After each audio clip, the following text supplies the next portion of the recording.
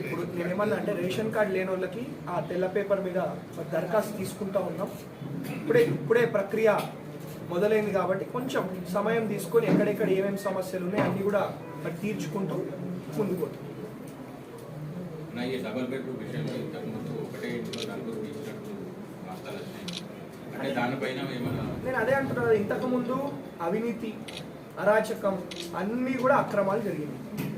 అవి అంతం చేసే విధంగా మరి కొత్త ప్రభుత్వం చర్యలు తీసుకోబోతా ఉన్నదని చెప్పి మరి ముఖ్యమంత్రి గారు చెప్పడం జరిగింది. మరి అందరు అధికారులను కూడా ఆదేశించడం జరిగింది. కాబట్టి మేము ఏ విధంగా అయితే మాట ఇచ్చినామో 6 గ్యారెంటీలు కూడా అమలు చేసే విధంగా మరి వాళ్ళ ప్రభుత్వం ముందుకు పోతూ ఉంది. ఇంకా ప్రశ్నలు